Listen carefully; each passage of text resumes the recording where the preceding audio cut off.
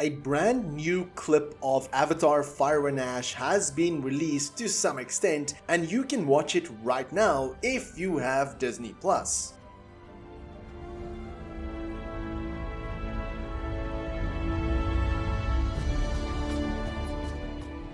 Avatar Theory here, hope you're doing well and having a fantastic day, and the documentary Fire and Water Making the Avatar Films is out right now on Disney+, and it is a 2-episode documentary which will take roughly an hour and a half to complete. I watched both episodes and absolutely can recommend that you spend the time watching it, but at the end of the second episode they teased us with a new clip that I've not yet seen before, which essentially focuses on the kids, that being Spider, Lo'ak, Tuk, and Kiri, being attacked by the Mangwan clan, as well as VARANG. It does end with a clip that we saw in the first trailer where VARANG says that your goddess has no dominion here, and if I had to guess, I would say it takes place right after Spider is saved by Kiri. So the clip does contain potential spoilers because there's one big sequence in here that I did not expect to see, featuring Jake, Quaritch, and Lyle together, but I'll get into that in a moment. Now the clip itself is quite intense as we see the children being attacked, and the Mangwan clan is quite violent in their assault, outright attacking Lo'ak, Spider, and Kiri, not hesitating to knock all three of them down. Now like I said, obviously I cannot show the clip itself, and the clip is about 2 minutes long. Now it starts out with Spider hugging Kiri, and Tuk at the back there, you can see she's kind of laughing, so she's all excited and happy for Spider and Kiri reuniting, or whatever happened with Spider, they're kind of happy about it. So I'm guessing this takes place right after Spider's transformation, where he can breathe normally on Pandora without needing the use of a mask. And Kiri just softly says Spider's name, where he also then says her name in return. But then at the back there you can see some fire arrows jumping out of the forest. You don't really see exactly where it's coming from, you just see it out of the bushes towards the kids, which then turns the scene essentially upside down. As the fire arrows hit the ground, the camera kind of zooms out, showing the kids all panicked, and then you can see it is Lo'ak, Tuk, Spider, and Kiri all together. And at this point I thought it was only them and of course the Mangwan raiders going to be in the scene, but that changes later on, which you'll see in a moment. And right there at one point you can actually see a shadowy figure shooting an arrow, and I didn't really see that on initial watch, but when you slow down the clip you can kind of see a Mangwan raider shooting a fire arrow from the bushes towards the kids. And then in a panic moment Lo'ak bends down, grabs his rifle, and just starts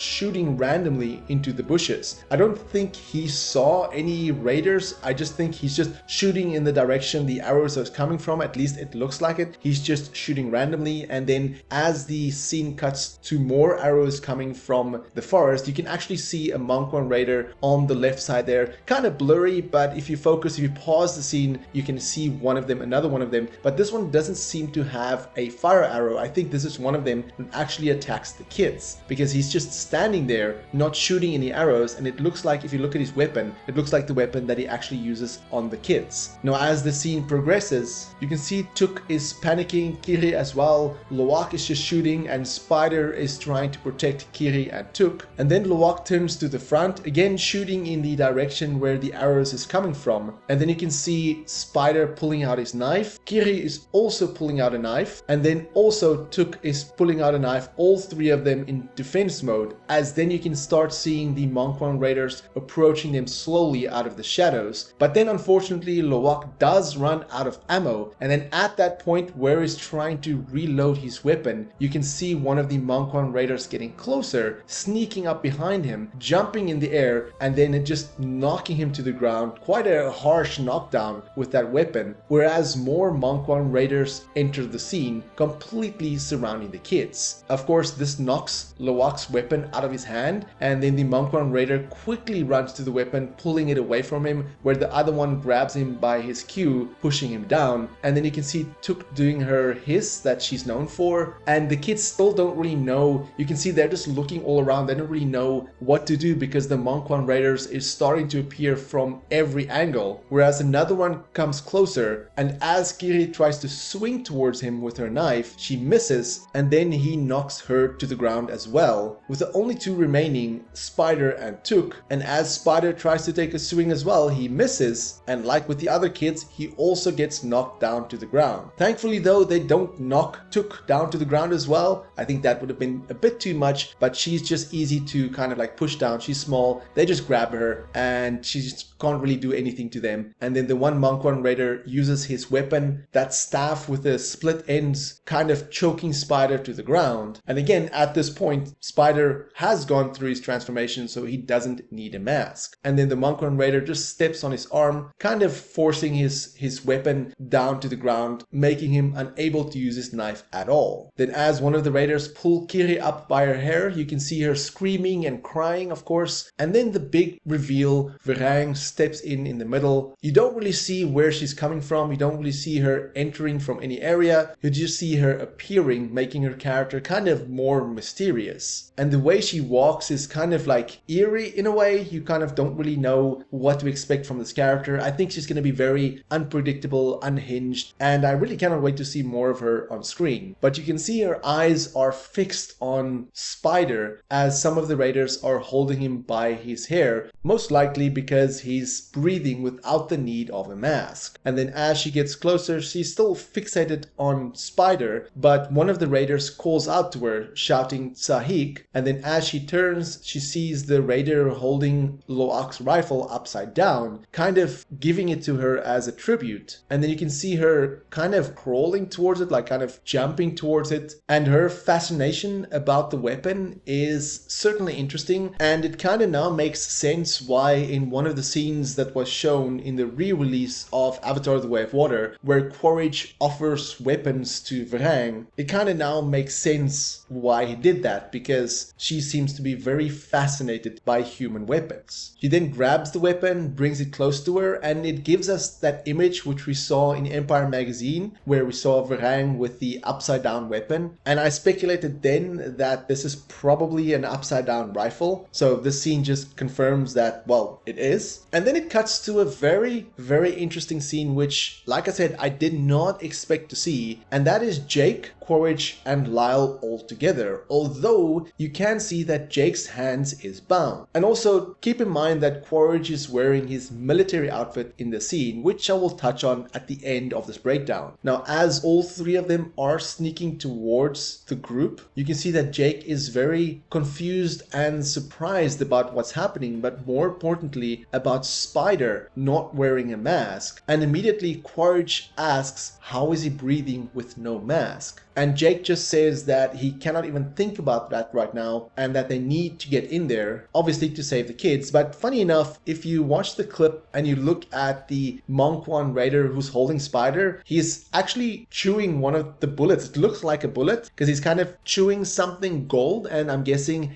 it's one of the bullets from the rifle, because at this point I don't think the Monk One clan is very familiar with RDA tech, hence why they're so curious about it. But it's just funny to see the one guy just grabbing a bullet and chewing on it. The scene then continues where VARANG hands over the weapon to one of her warriors, and as she stands up again, she turns around, immediately fixated on Spider, goes towards him, and as she puts her hand on him, he tries to bite her hand and she just outright slaps him, which I thought was just an unexpected and funny thing to see. Just that she doesn't care who you are. She demands respect from everybody, and if you don't show it, she'll just hurt you in every way possible. And she asks in a very curious way to Spider, how do you still live, air breather? Because obviously she wants to know how it's possible. And Spider's reaction is just he spits on the ground towards her, showing no respect to VARANG at all. But unfortunately, Kiri shouts at the back that it is the will of Awa, and all of the Mangwan raiders kind of hiss and growl towards her because they have no faith in Eywa. They've abandoned Eywa, so speaking Eywa's name is like kind of frowned upon. Almost like you don't really say Voldemort's name in Harry Potter, so I can see it akin to that where you don't say Eywa's name in front of the Mangwan raiders. And then Spider kind of gives a sigh and closes his eyes, almost as if he's thinking like, why did you say that? You should have just kept your mouth shut and not say anything at all. That's the kind of vibe that I'm getting from that image. But then Varang turns around, looks at Kiri and asks in a question, Eywa? And then Kiri just says yes. But then Varang grabs Spider by the hair and pulls out one of her weapons, pushes it to his throat and just says, if I cut now, do you think Eywa will come to save him? And then of course it cuts back to Jake where he tells Quaritch to get those bandages, to get those handcuffs off him so that he can save the kids, because he thinks of course they're going to kill him. And then Varang again emphasizes on the question to Kiri, saying, do you think?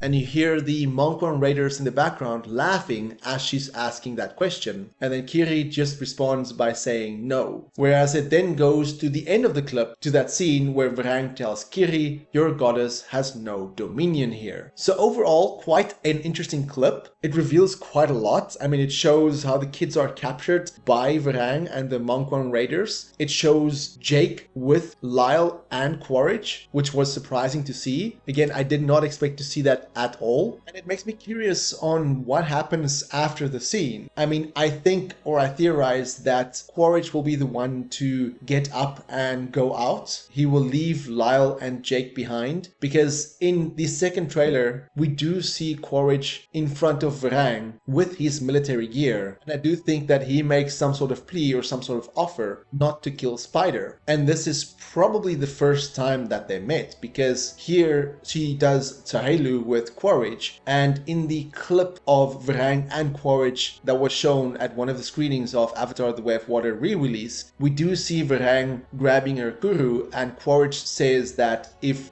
she touches him with that thing again, he will kill her. So this is probably the first time where Quaritch tries to make some sort of deal with her, and then he goes back to her village with a bag full of weapons. And that is probably where their alliance starts. But seeing Lyle, Jake and Quaritch together makes me think a lot about the leaked script. And you can look that up. I'm not going to go through the entire leaked script that was mentioned a long time ago, but it just adds to that scenario. And like I said, if you want to watch this clip, you can right now on Disney Plus, and it is really awesome that they did this, because now you don't need to, for example, buy an Oculus to see an exclusive clip, although you still need a Disney Plus subscription. But overall, I really enjoyed the clip. It was very, very unexpected to see it, and it is much longer than I expected, and making me see this just makes me want to see the rest. I mean, we just have to wait a little bit over a month until the release of the movie, but if you've seen the clip, then let me know in the comments below what you thought of this clip. And for more Avatar content, have a look at the rest of my channel. But until next time, have a fantastic day and stay safe.